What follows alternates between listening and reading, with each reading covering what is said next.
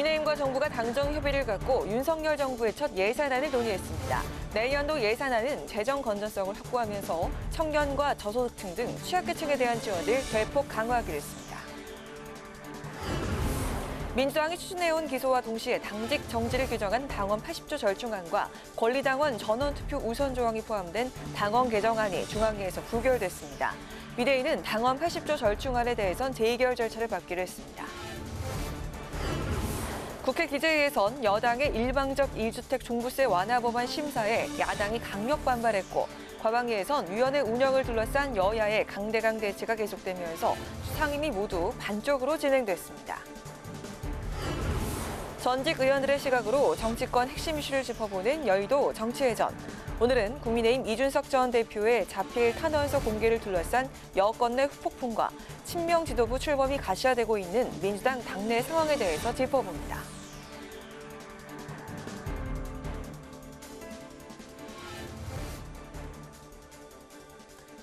여러분 안녕하십니까? 8월 24일 의정종합뉴스 뉴스엔 시작하겠습니다. 국민의힘과 정부가 당정 협의를 갖고 윤석열 정부의 첫 예산이 될 내년도 예산안의 편성 방향에 대해 논의했습니다. 당정은 재정 건전성을 높이고 청년과 취약계층 등 민생을 중심으로 예산을 편성하기로 했습니다. 박지영 기자가 소식 전해드립니다. 국민의힘과 정부는 내년도 예산안 재정 기조를 확장해서 건전으로 전환하기로 했습니다. 대신 사회적 약자와 미래 세대를 위한 지원은 최대한 반영하기로 했습니다. 권성동 원내대표는 지난 문재인 정부 5년은 방만 재정이었다고 비판하며 건전 재정 기조를 유지하면서도 민생을 돌보는 묘책을 마련할 시기라고 강조했습니다. 새 정부의 국정과제를 차질 없이 뒷받침하는 것을 기본으로 하여 첫째, 민생 회복 예산이 되어야 합니다. 둘째, 청년 희망 예산이 되어야 합니다. 셋째, 취약계층 돌봄 예산이 되어야 합니다. 추경호 부총리 겸 기획재정부 장관도 지출 구조 조정을 통해 재정 건전성을 유지하면서도 서민과 약자를 두텁게 지원할 것이라고 밝혔습니다. 건전 재정 기조 하에서도 기초생활보장 확대 등 서민과 사회적 약자를 보호하는 데 최우선을 두고 이에 필요한 재원은 국가 부채 확대에 의존하지 않고 어느 때보다 강도 높은 지출 재구조화를 통해 조달하였습니다. 당정은 우선 청년 일자리와 연계해 구직 프로그램을 이수한 청년들에게 300만 원의 도약 준비금을 지원하기로 했습니다. 고물가 대책 관련 예산도 편성하기로 했는데 저소득층에 지급되는 에너지 바우처를 50% 인상하는 방안을 검토하고 농축수산물 할인 쿠폰 지급 대상도 현재보다 2배 이상 확대하기로 했습니다. 또 소상공인과 자영업자 약 25만 명의 빚부담을 줄여주기 위한 채무조정 예산을 반영하기로 했습니다. 당정은 장애인 처우 개선을 위해 장애인 고용 장려금을 인상하고 저소득층 장애인에게 월 5만 원 교통비를 지급하는 예산도 신설하기로 했습니다. 최근 집중호우로 인한 수해 대책과 관련해선 도심에 대심도 빗물터널을 만들기 위한 설계비를 내년도 예산에 반영하기로 했습니다.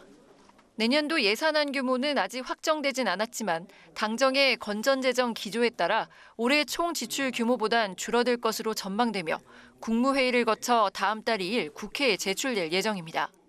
국회방송 박지영입니다.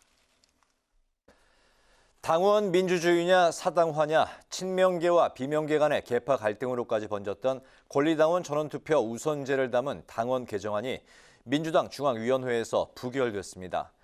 비대위는 권리당원 전원투표 우선제를 제외하고 당원 80조 절충안에 대해서는 재의결을 추진할 방침입니다. 보도에 김희연 기자입니다. 더불어민주당 당무위원회에서 의결한 당원 개정안이 중앙위원회 문턱을 넘지 못했습니다. 재적 중앙위원 566명 중 찬성이 268명, 47.35%입니다. 이에 따라서 의결안건 제3호안건 당원 개정의 건은 50%에 미달하여 부결되었음을 선포합니다. 부결된 개정안은 전국 대의원대회 의결보다 권리당원 전원 투표를 우선하는 조항을 신설하고 부정부패 관련 기소 시 직무를 정지하되 당무위 의결로 취소할 수 있도록 하는 내용이 담겼습니다. 두 안건 모두 민주당의 새 당대표에 유력한 이재명 후보의 권한을 강화하거나 보호용이라는 논란을 불러오면서 이 후보에 대한 견제 심리가 작용한 것으로 풀이됩니다. 특히 비명계에서는 권리당원 전원투표 우선제로 인한 사당화를 우려하며 문자 메시지로 부결을 호소하는 등 적극 저지에 나섰는데 박용진 당대표 후보는 당헌 개정안이 부결되자 국민 상식과 민주주의 기본 원칙, 대의제도의 가치를 확인한 결론이라며 환영했습니다. 부결을 예상하지 못했던 비대위는 긴급회의를 소집해 대안을 논의했는데 권리당원 전원투표 조항은 제외하고 당헌 80조 개정을 비롯한 나머지는 재의결 절차를 밟기로 했습니다. 민주당은 의원총회 논의를 거쳐 오는 일요일 전당대회 전까지 당헌 개정을 마칠 계획입니다. 한편 민주당 중앙위에서 강령 개정안은 83.72%의 찬성으로 통과됐습니다. 문재인 정부의 핵심 경제정책이던 소득주도 성장 용어를 포용성장으로 1가구 1주택을 실거주 실수요자로 바꿨습니다. 국회방송 김희연입니다. 국회가 상임위를 열고 결산 심사와 법안 논의에 한창인 가운데 반쪽으로 진행되는 곳들도 있습니다. 종부세 완화 법안을 다루는 기획재정위원회에서는 소위 위원장 배분 문제 등으로 파행이 이어지자 여당 단독으로 전체 회의가 개최됐고 과학기술정보방송통신위원회는 정청래 위원장의 운영 방식에 반발한 여당 의원들이 전체 회의에 불참하면서 역시 야당 단독 반쪽짜리 전체 회의로 진행됐습니다. 태윤영 기자가 취재했습니다. 소위위원장 배분 문제를 놓고 접점을 찾지 못한 채 여당 단독으로 열린 국회 기획재정위원회. 박대출 기재위원장이 속한 국민의힘은 예고했던 대로 조세 소위 대신 전체 회의를 열어 1주택자 종부세 특례 법안 2건을 상정했습니다. 1가구 1주택자의 종합부동산세 과세 기준액을 올해 한시적으로 현행 11억 원에서 14억 원까지 올리는 조세특례 제한법 개정안과 이사 등으로 일시적 2주택자가 되거나 상속 등으로 주택을 추가 보유하게 된 1주택자의 경우 주택수 계산에서 제외하도록 하는 종합부동산세 개정안입니다. 정족수 부족으로 의결까지 이어지진 못했지만 국민의힘은 거듭된 파행으로 올해 세부담 완화를 기대했던 납세자들의 부담이 커질 수 있는 만큼 논의의 첫발이라도 떼보자는 취지로 전체 회의를 열었다며 야당의 동참을 촉구했습니다. 소위 문제가 지금 해결이 되지 않아서 이 두 법안을 처리하기 어렵다면 전체 회의에서라도 이 문제를 우리 법안을 심의를 해서 이 촉박한 시일 문제를 해결을 하자. 회의에 불참한 더불어민주당 기재위원들은 여당 단독의 상임위 개최를 규탄하며 장외전을 펼쳤습니다. 여야 간사 간 협의 없이 상임위를 연 것은 위법하다는 입장입니다. 또 1주택자 과세 기준액을 완화한 종부세 특별공제는 소수 고가주택 소유자를 위한 부자 감세라며 소위 등을 통해 여야의 심도 있는 논의가 필요하다고 주장했습니다. 공시가격 20억 원인 주택을 한 채 가지고 있으면 올해 371만 원을 내야 되는데 이미 165만 원으로 절반 이상 줄어든 상황입니다. 여기에 특별공제 3억 원을 추가해 98만 원까지 낮추자라는 것이 여당의 주장입니다. 국회 과학기술정보방송통신위원회 전체 회의는 또다시 야당만 참여한 채 반쪽 회의로 진행됐습니다. 후반기 원구성 이후 벌써 4번째인데 민주당 소속 정청래 위원장의 위원회 운영 방식에 반발한 여당이 위원장 사퇴 권고 결의안까지 거론하며 갈등의 골은 깊어지고 있습니다. 특히 여당은 민주당이 제2소위원장을 맡는 안을 단독 처리한 데 대해 방송법 개정을 통한 공영방송 영구장악 의도라고 강력 반발했습니다. 여야 간사 간의 협의를 지원하지 않는 태도와 제2소위원장을 독식을 고집할 경우 국민의힘 가방이 위원 1동과 당 지도부는 정청래 위원장에 대한 사퇴 권고 결의안을 발의해서 반면 정청래 위원장과 야당은 여당이 국무위원과 정무위원의 불출석을 종용하는 등 의사진행을 방해하고 있다며 거듭 과방위에 불참하고 있는 이종호 과기부 장관 등에 대해 증인으로 출석시키는 방안을 검토 중입니다. 고민 끝에 증감법에 따라서 안건 심의에 따른 증인 출석 요구를 하는 것으로 그렇게 저희들이 강제하고 실효성 있는 조치를 취할 수밖에 없다라는 그런 상황을 좀 말씀을 드리겠고요. 정청래 위원장은 여당의 사퇴 권고 결의안 발의 움직임에 불만이 있다면 경청하겠다며 우선 회의장에 복귀할 것을 거듭 촉구했습니다. 국회방송 태윤영입니다. 국회 교육위에선 지난 대통령실 쪽지 논란이 거듭 쟁점이 됐는데 야당은 대통령실이 정부에 지침을 내린 것이라고 비판했고 국민의힘은 정치 공세라고 맞받았습니다. 또 법사위에서는 현안 질의 여부를 놓고 국민의힘 소속의 김도읍 위원장과 민주당 의원들이 충돌하면서 회의가 파행됐습니다. 김동희 기자입니다. 국회 교육위 전체 회의에서 대통령실 쪽지 논란을 두고 여야가 공방을 벌였습니다. 지난 9일 교육부 국회 업무 보고 당시 대통령실 교육비서관이 교육부 차관에게 학제 개편은 언급하지 않는 게 좋겠다는 내용의 쪽지를 보내 논란이 커졌는데 민주당은 대통령실이 정부 부처에 지침을 내린 것이라고 비판했습니다. 대통령실이 상임위원회의 장차관 질의까지 사전에 보고받아서 검토했고 독립된 부처의 국회 답변까지 대통령실에서 코칭을 했다는 말이 되는 것입니다. 국민의힘은 정부와 대통령실이 의견을 공유하는 건 전혀 문제될 게 없다며 정치 공세라고 반발했습니다. 대통령실의 의견을 교육부가 받아서 참고할 수 있죠. 또 교육부의 의견보다 대통령의 의견이 더 나으면 그걸 반영할 수 있습니다. 장상윤 교육부 차관도 당시 대통령실과 교육부가 현안을 상의할 수밖에 없는 상황이었다며 지침이 아니라고 강조하고 교육 현안에 대한 기조는 현재도 대통령실과 의견을 조율하고 있다고 설명했습니다. 법사위 전체 회의는 현안 질의 여부를 놓고 파행을 겪었습니다.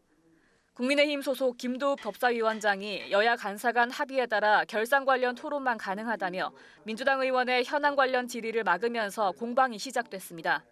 과거에는 어떻게 했는지를 묻고 싶어서 그런 겁니다. 2021 회계연도 결산과 관련된 말씀만 하십시오. 토론과 현안 질의는 저희들 법사위에서 분명히 구분하고 있지 않습니까? 여당은 과거 민주당 윤호중 의원이 법사위원장 시절 당시 야당인 국민의힘의 현안 질의 요구를 일축했던 것을 언급하며 김 위원장의 회의 진행에 힘을 실었고 반면 민주당은 김 위원장이 일방적으로 회의를 진행한다고 반발하며 정회를 요청해 회의는 중단됐습니다. 국민의힘은 야당이 한동훈 법무부 장관과 김건희 여사 등을 겨냥한 현안 질의에 나설 것으로 보이자 이를 차단하기 위해 시작부터 강경 대응에 나선 걸로 보입니다. 이후 법사위는 속개됐지만 야당 의원들의 대거 불참으로 의결 정족수가 부족해 결산 처리는 무산됐습니다. 국회 방송 김동희입니다. 국민의힘 의원 모임 새로운 미래 혁신 24가 주최한 세미나에서 김병준 전 대통령직 인수위원회 지역균형발전특위 위원장을 대통령 국정지지 하락세와 관련해서 여당 책임론을 꺼내 들었습니다. 김 전 위원장은 강연에서 윤석열 대통령이 강조한 자유주의 담론이 어디에도 전달되지 못하고 있다며 당이 이대로 가면 5년 뒤 질 것이라고 경고했습니다. 그러면서 김 전 위원장은 정부와 당은 나라의 새로운 프레임을 만드는 문제와 당이 나아갈 방향을 깊게 논의해야 한다고 강조했습니다. 더불어민주당 민생우선실천단이 1차 활동을 마무리하고 정기국회에서의 입법과제를 점검했습니다. 우상호 비상대책위원장은 유류세 지원법 등의 법안 통과로 당이 성과를 내고 있다고 평가하고 최근 수원 세모녀 사건과 같이 사각지대에 놓인 국민도 놓치지 않고 챙기겠다고 강조했습니다. 박홍근 원내대표는 대중교통비 절반 지원 등의 법안도 조속히 처리될 수 있도록 하겠다며 정기국회 이후 본격적인 2차 활동도 꼼꼼히 하겠다고 말했습니다. 김진표 국회의장이 어제 국회 운영위에서 임명 동의안이 통과된 조희섭 신임 국회 예산정책처장에게 임명장을 수여했습니다. 김 의장은 최고의 재정 전문기관인 예정처를 잘 이끌어나가 국회의원들의 입법 지원 활동에 최선을 다해달라고 당부했습니다. 조 신임 처장은 입법고시 12회에 합격한 뒤 예정처 추계세제 분석실장과 행안위 수석전문위원, 예결위 수석전문위원 등을 거쳤습니다.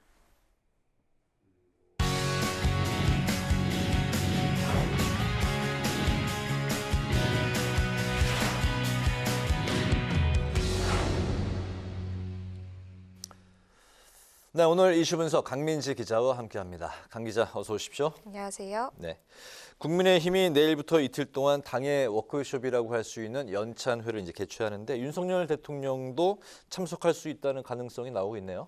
네, 국민의힘 내일부터 1박 2일 동안 충남 천안에서 당 연찬회를 진행하는데요.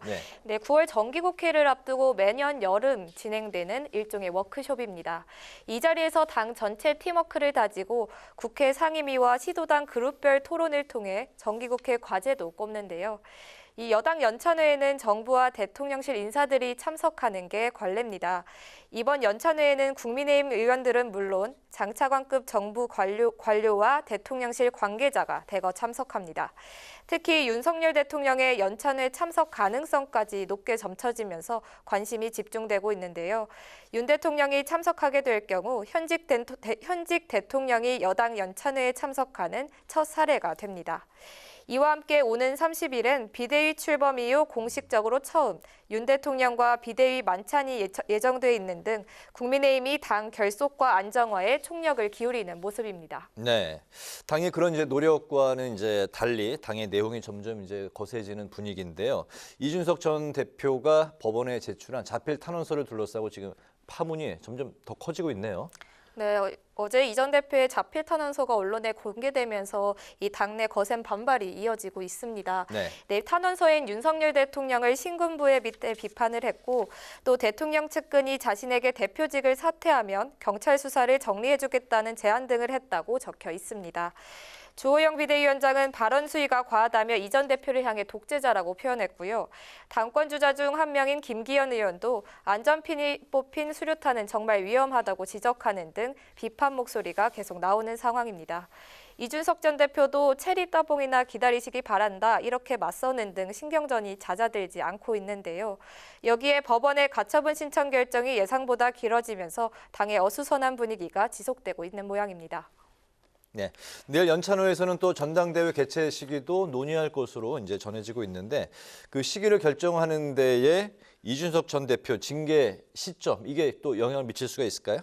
네, 이 연찬회에서 전대 개최 시기가 핵심 논의 주제로 떠오를 것이라는 관측이 많은데요. 국민의힘 내에서 전대 개최 시기를 둘러싸고 이견을 보이는 상황이라서 격론이 벌어질 것으로 예상됩니다. 먼저 유력 당권 주자인 김기현 의원은 연내 지도부 선출을 마쳐야 한다는 입장인데 국정감사만 마치고 나면 전대 준비에는 문제가 없다는 입장입니다. 김 의원의 경우 지난 대선 당시 원내대표로 활동하면서 이때 다져놓은 조직을 활용할 수 있기 때문에 전대가 빠를수록 유리하다는 게 여권 내 해석입니다. 네, 또 이 전 대표의 당원권 정지 기간이 내년 1월 8일까지라는 점을 감안해서 그 전에 전대를 치르려고 하는 것 아니냐는 해석도 나옵니다. 반면 주호영 비대위원장은 국감과 예산 등을 감안하면 당초 내년 1월 말이나 2월 초에 이 전대를 해야 한다는 데 무게를 뒀는데요.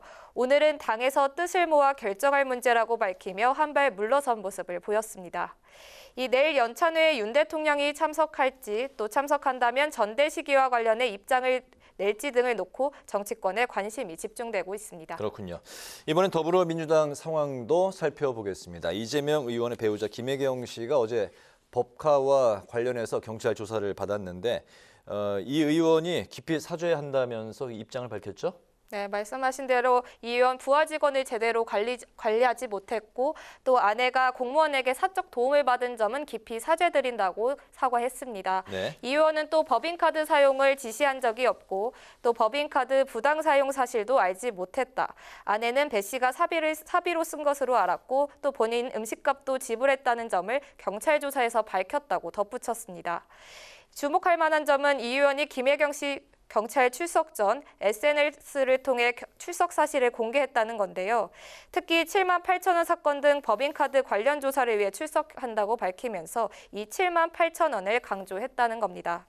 7만 8천 원 사건은 어떤 거냐면요. 지난해 8월 민주당 대선 예비 경선 직후 김혜경 씨와 민주당 인사 3명이 식사한 자리에서 이들의 식사 비용을 경기도 업무추진비 카드로 처리한 것을 말합니다. 이 의원은 김혜경 씨 수행비서가 아내에게 숨기면서 법인카드로 결제했음을 보여주는 대화 녹음도 지적했는데 경찰이 이를 설명해주지 않았다고 꼬집었습니다. 네, 7만 8천 원을 이제 강조했다는 건 7만 8천 원을 갖고 경찰 조사를 한다는 건 좀 과도한 거 아니냐 이제 그런 입장인 거죠. 경찰이 선거법 위반 여부에 지금 집중하고 있다고요. 네, 경찰은 어제 민주당 인사 식사비 7만 8천 원을 법인카드로 결제한 사실을 김혜경 씨가 알았는지 이 인지 여부를 집중 조사한 것으로 알려졌는데요. 네, 당시 밥값이 김 씨 지시에 따라 결제된 사실이 확인되면 선거법 위반 혐의가 적용될 수 있기 때문입니다. 당선을 위한 식사 대접 자리로 해석될 경우 X와 관계없이 이 후보자, 배우자의 기부 행위가 될 수 있다는 건데요. 공직선거법 113조는 국회의원이나 정당의 후보자와 그 배우자는 선거구 안팎에서 있는 자나 기관 등에 기부 행위를 할 수 없도록 정하고 있습니다. 결국 모임 목적이 단순한 친목인지 선거운동의 일환이었는지 김 씨 측이 밥값을 내기로 한 자리였는지 등이 수사의 향배를 가를 것이란 관측입니다. 선거법 위반 공소시효가 다음 달 9일 만료되는 만큼 경찰은 이번 달 안에 사건을 마무리하고 검찰에 넘길 방침인데요. 민주당은 직접 개입한 근거가 없다며 기소 가능성이 전혀 없다는 입장이지만 이재명 당대표 체제가 유력한 만큼 수사 결과와 파장에 촉각을 곤두세우는 모습입니다. 한편 민주당은 권리당원 전원투표를 최고 의사결정 방법으로 두는 개정안을 중앙위에서 부결시켰는데요. 비대위와 당무에서 의결을 거친 개정안인 만큼 이 통과될 것이라는 관측이 많았는데 이재명 방탄용이라는 지적과 여론의 역풍이 투표에 반영된 것으로 보입니다. 네. 네, 이번 당헌 개정안 부결로 비명계가 결집할 것으로 보이는데요. 최고위원 경선의 막판 변수로도 작용할지도 관심이 쏠리고 있습니다. 네, 그렇군요. 오늘 이슈 분석은 강민지 기자와 함께했습니다. 강 기자 수고했습니다.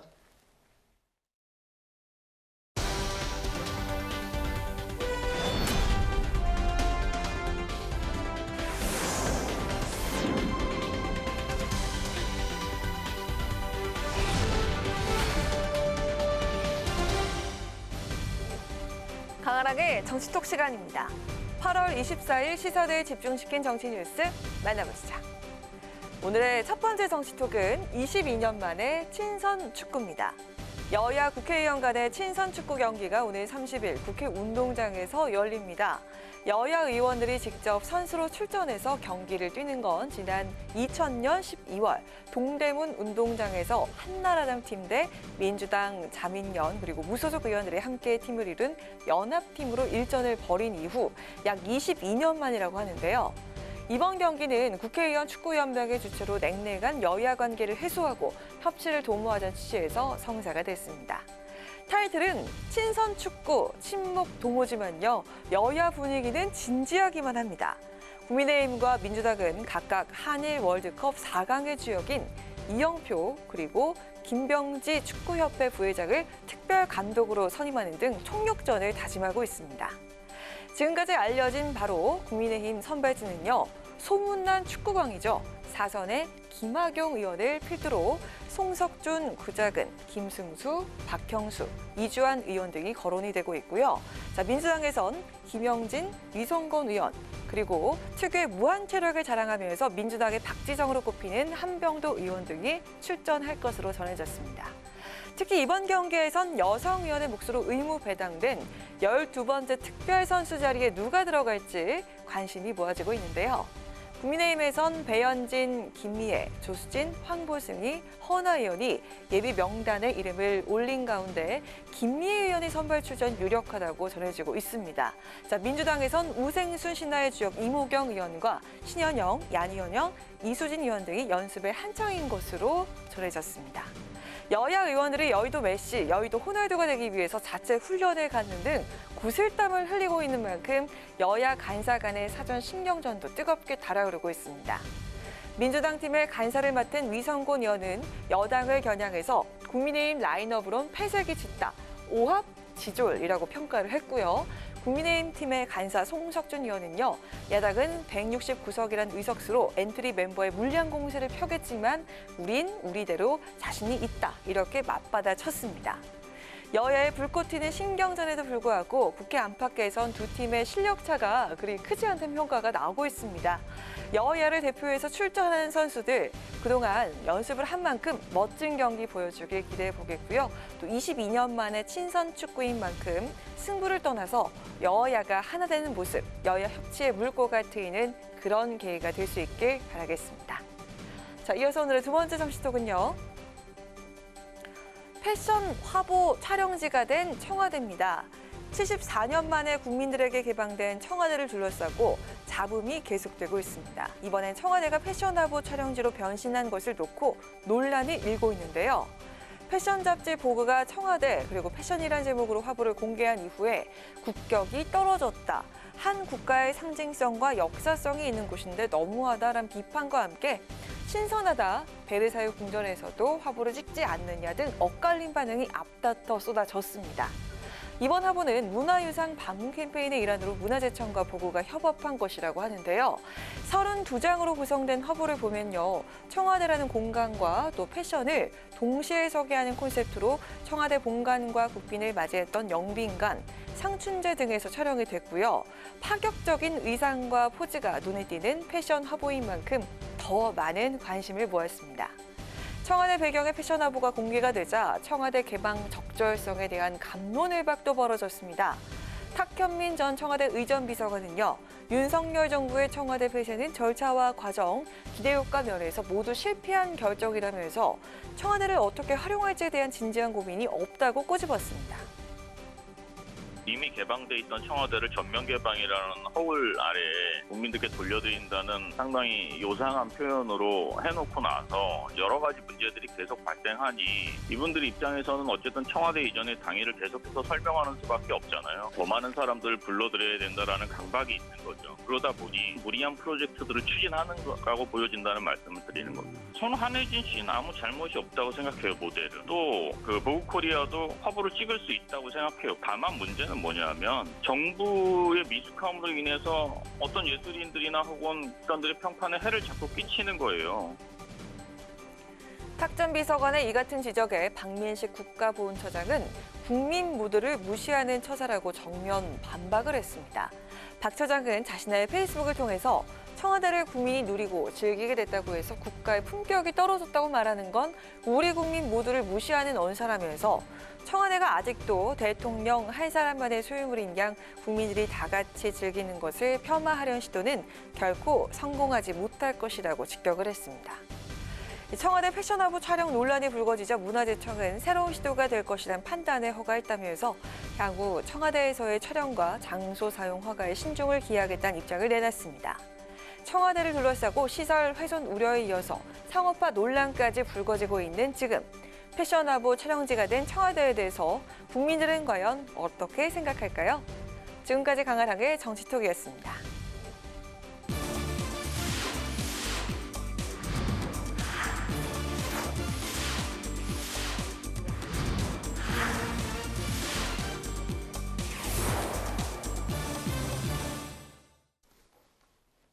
네, 이번 순서는 전직 의원들의 시각으로 여의도의 핵심 이슈를 풀어보는 여의도 정치 외전입니다. 오늘도 신경민 전 더불어민주당 의원, 김영우 전 국민의힘 의원 두 분 나오셨습니다. 어서 오십시오. 반갑습니다. 안녕하세요. 네. 윤석열 대통령을 절대자 또 신군부로 빗댄 국민의힘 이준석 전 대표의 법원에 낸 자필 탄원서가 이제 공개가 되면서 어제 오늘 계속 이제 후폭풍이 일고 있습니다. 국민의힘에서는 이 전 대표의 격앙된 반응을 이제 쏟아내고 있는 상황인데 이 전 대표는 체리 따봉이나 많이들 기대하셔라 이렇게 이런 입장을 맞불을 놨습니다. 대통령과 국민의힘 이준석 대표가 이쯤 되면 좀 돌아올 수 없는 다리를 건넌 것 아니냐 이런 이야기들이 나오고 있는데요. 어떻게 보셨습니까? 아직 다리를 건넌 것 같지는 않아요. 그러나 지금 다리를 건널락 말락하는 거죠. 지금까지 쭉 이렇게 진행되는 걸 보면 13일 날 회견으로부터 지금 시작이 된 거 아니겠습니까? 네.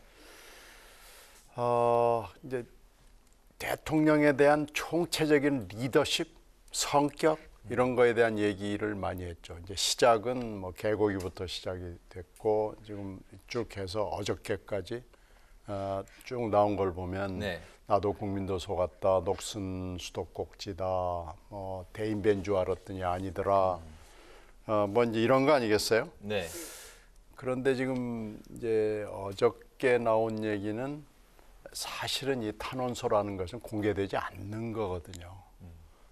그 굉장히 두터운 문건 안에 들어가 있는 탄원서는 재판이 끝나고 나서도 변호사들만이 접근을 할 수 있는 것이고 본인이 공개하지 않는 한 공개되지 않는 문건이기 때문에. 근데 본인은 본인이 공개한 건 아니라고 지금 주장하고 있는 거예요. 그렇죠. 지금 뭐 그 문건의 파일 내용이나 뭐 이런 걸로 봐서 누군가가 이 대표가 아닌 다른 측, 그러니까 신청인은 안 했다는 거니까 피신청인 측이 했다니까 그것은 피신청인의 변호인 아니겠어요? 네. 근데 그 말을 믿는다 그러면은 이 문건이 공개되지 않는 문건임이 뭐 거의 그건 확실하고요.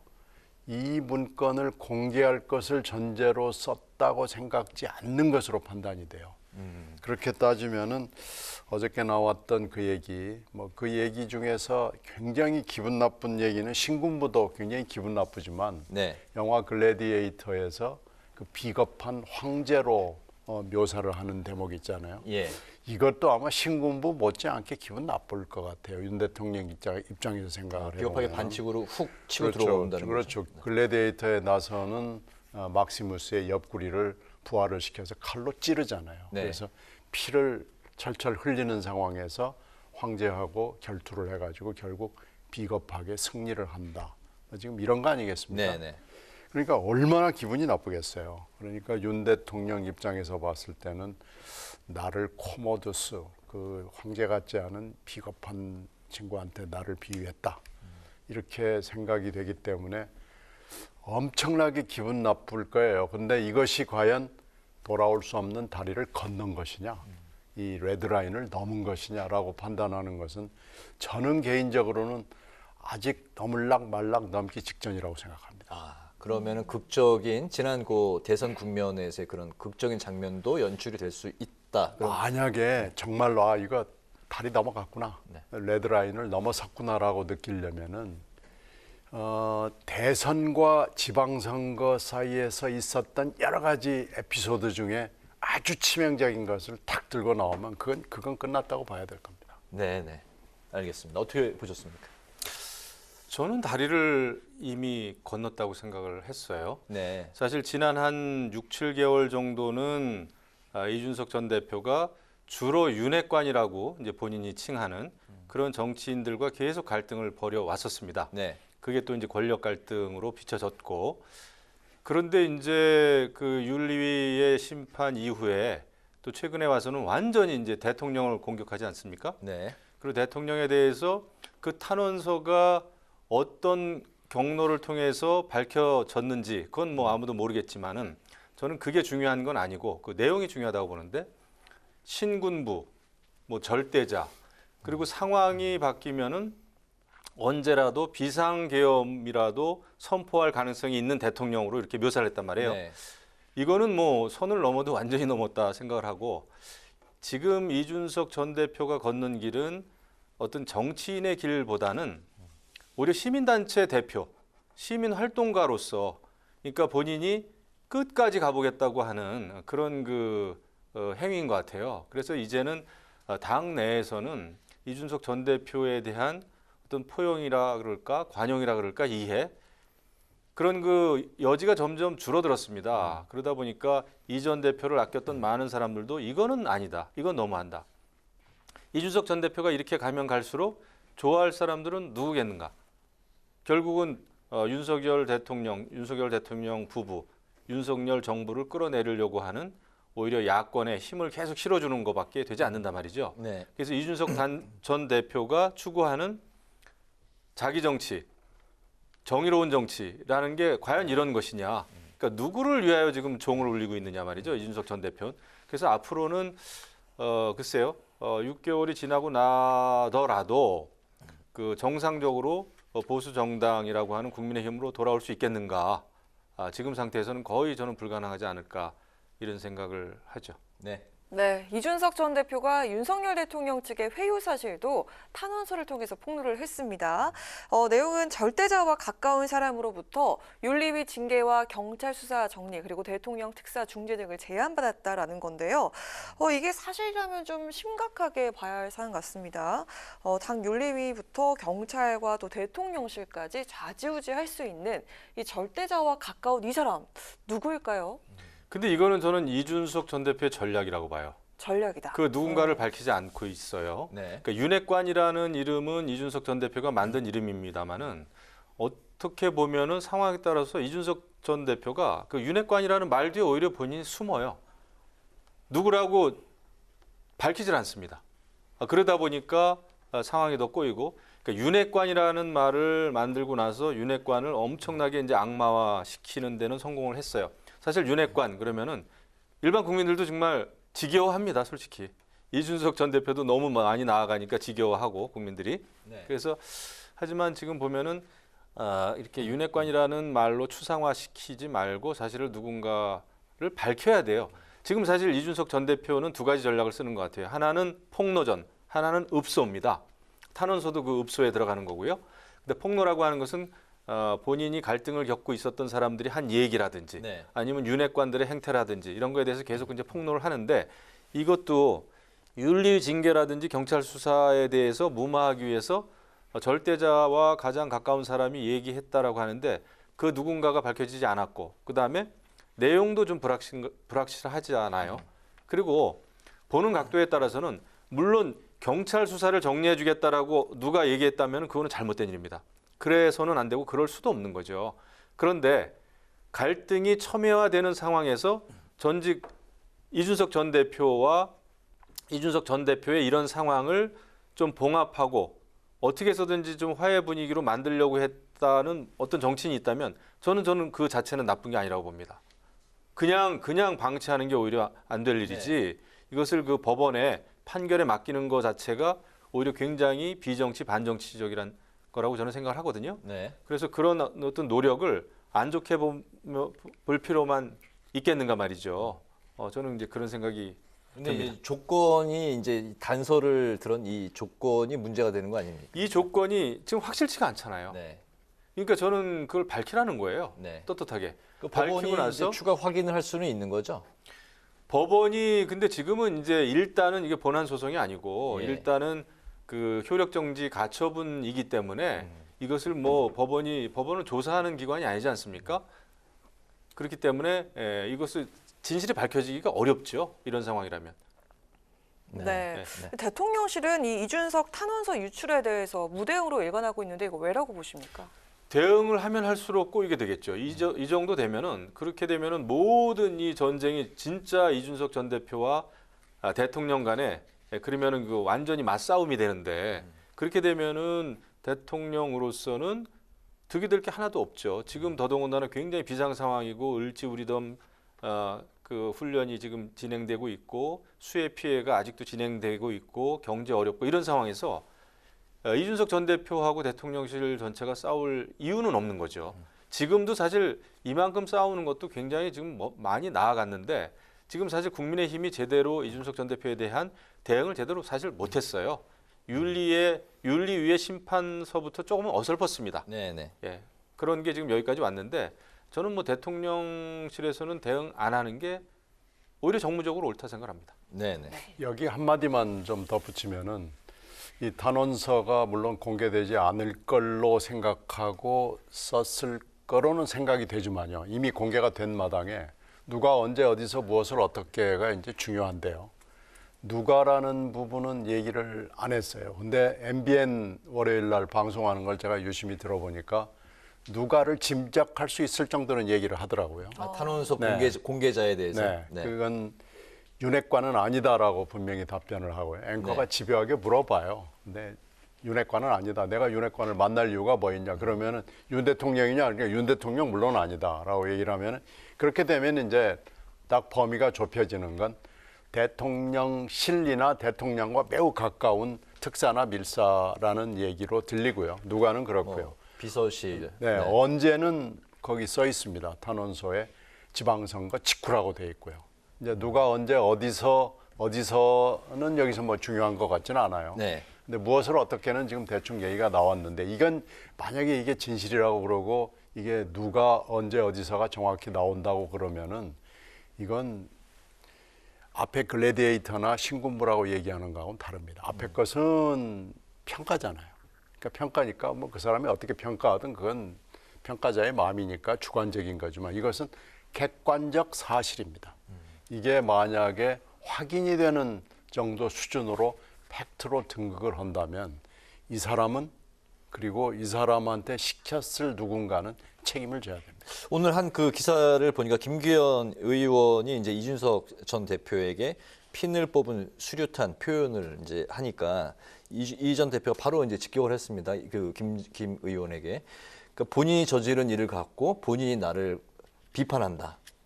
그 문장만, 그 워딩만 봐서는 김 의원을 지목하는 것 같기도 하고요. 그건 다른 비유인 것 같은데요. 이건 이 사건하고는 상관없는 얘기 같아요. 그렇습니까? 네. 알겠습니다. 어쨌든 여당이 이렇게 이제 혼란스러운 틈을 타서 야당이 이제 대여 공세 수위를 더 이제 올리고 있는 것 같은데요. 민주당이 철험의 출신들이 김건희 여사 특검법을 이제 발의를 했고요. 또 당론과 이제 그 패스트트랙 카드까지 만지고 있습니다. 여기에 이제 그 여당은 이재명 의원의 배우자 김혜경 씨의 법인카드 수사에 대한 물타기라면서 반발을 하고 있는데요. 김건희 특검법에 관련한 두 분의 입장 한번 들어보겠습니다. 특검법은 물론 지금 야당이 숫자는 많지만요. 이건 여야 합의로 진행하는 거기 때문에 특검법이 현실적으로 발의가 될 가능성 그 정도죠. 이것이 계속해서 진행이 될 수 있는 것은 어렵습니다. 그리고 특히 또 법사위를 넘는다는 것이 현실적으로 매우 어렵죠. 그래서 특검법 발의는 발의하고 나서는 이건 뭐 그렇게 의미를 갖기가 매우 어려울 것 같아요. 패스트 트랙으로 가느냐라는 것은 이건 이제 당론을 결정해보고 뭐 해야 되지만 패스트 트랙은 가능성은 있죠. 이건 머릿수로 하는 거니까요. 그러니까 이건 한번 해볼 수 있을 것이지만 결국은 이게 여야 합의에 의해서 할 수 있는 것이지 여당이 아무리 숫자가 적고 또 야당이 아무리 숫자가 많다고 해도 숫자로 밀어붙일 수 있는 사안은 매우 아니기 때문에 현재로서는 정치적 공방 수준에 있다고 봐야죠. 공방 수준에서 좀 끝날 공산이 있다. 네, 알겠습니다. 지금 이런 민주당에서 김건희 여사 특검법까지 발의를 하게 된 그 배경에는 제가 볼 때는 저는 그 대선 불복이라고 봐요. 지금 이제 윤석열 정부 출범 100일이 갓 지났는데 이 상황에서 김건희 여사에 대한 특검법을 발의한다? 이것은 이제 앞으로 뭐 협치 이런 거는 이제 아예 없다 이렇게 생각이 되고요. 그다음에 이제 김건희 여사에 대한 여러 의혹들은 사실 그 대선 전서부터 문재인 정부 때부터 수사를 계속 해왔던 사안들입니다. 갑자기 불거진 사안이 아니고 문재인 정부에서 수사가 시작됐던 사안들이에요. 근데 지금 이제 민주당은 검수완박을 통해서 검찰은 못 믿겠으니까 검수완박법을 밀어붙여서 그것을 완수를 했는데 지금 또 이제 경찰도 못 믿겠다는 거예요. 특검이라고 하는 것은 검찰 수사, 경찰 수사를 못 믿겠다라고 하는 배경에서 나올 수 있는 그 특별 법안이거든요. 근데 이 법안을 발의하는 것은 결국은 그럼 누구를 믿을 것인가? 민주당이 믿는 수사의 주체는 그럼 없는 거죠, 대한민국에는. 본인들이 원하는 특검 외에는 없는 겁니다. 그래서 이것은 다분히 정치적인 것이고 그다음에 패스트 트랙까지 지금 이제 이야기를 하고 있어요. 민주당 내에서는. 이거는 상당히 민심에서는 동떨어질 수가 있다라는 생각이 됩니다. 지금 민주당은 국회에서 다수를 차지하고 있는 것만큼은 사실입니다만은 그 다수를 믿고 사실 검수완박을 밀어붙였다가 결국은 대선에서도 지고 저는 그 지선에서도 졌다 이렇게 생각이 되거든요. 근데 이거를 다시 들고 나온다는 것은 오히려 민주당이 민심의 역풍을 맞을 가능성이 크다. 이런 생각을 하고 지난 5년 동안 또 문재인 정부에서 특별감찰관을 임명하지 않고 문재인 대통령을 둘러싼 그 가족을 둘러싼 여러 가지 비리 의혹 이런 게 있었습니다마는 특별감찰관을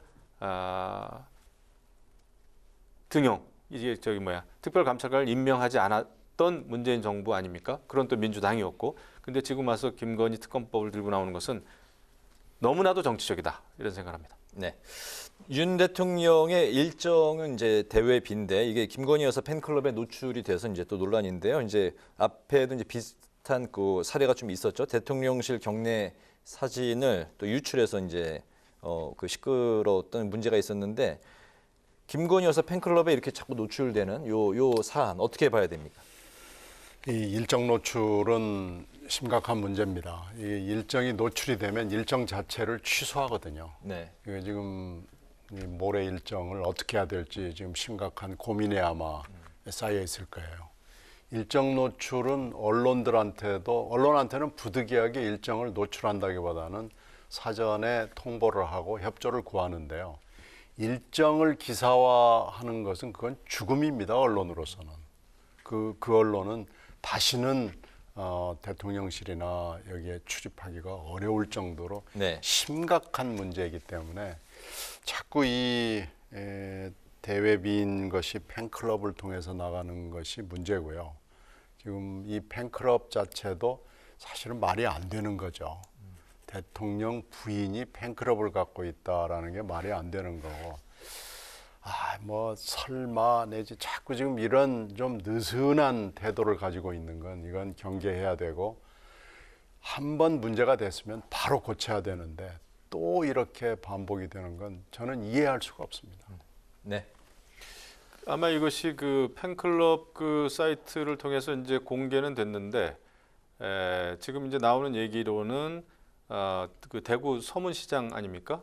그 여러 가지 이제 당원들이라든지 관심 있는 사람들이 에게 이제 이 소문이 난 것 같습니다. 그래서 누가 최초에 이렇게 발설하게 됐는지는 아직 밝혀지지가 않았어요. 네. 하지만 이런 일이 벌어졌다고 하는 것은 분명히 문제가 있다 생각을 하고, 그 팬클럽은 이제 지금 계속 이런저런 그 이슈가 자꾸 되고 있는데 어디에도 도움이 되지 않는, 도움이 된다기보다는 오히려 윤석열 정부, 윤석열 대통령에게 굉장히 저는 큰 부담으로 지금 작용하는다 이렇게 생각을 하거든요. 네. 정말 실익이 없어요. 팬클럽이라고 하는 것은 뭔가 이제 좋은 일을 도모해 보겠다고 만들었겠지만은 지금 상황에서 또 김건희 여사의 그 팬클럽이 무슨 일을 할 수 있겠는가 말이죠. 저는 이해할 수 없고, 이것은 모르겠습니다. 대통령실에서 어떤 조치를 내릴 수 있을지 모르겠습니다만은 네. 지금 김건희 여사는 뭐 지금 팬클럽하고는 관계가 없다라고 밝히긴 했어요. 그럼에도 불구하고 자꾸 이런 일에 휩싸이는 것은 정말 좋지 않다.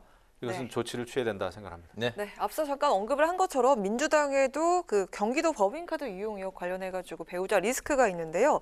이재명 의원이 고개를 숙였습니다. 사실상 당대표 자리를 코앞에 둔 만큼 리스크 해소에 나선 것으로 보이는데, 그런데 한편으로는 해당 사건을 7만 8천 원 사건이다 이렇게 강조를 했는데 이거 어떻습니까?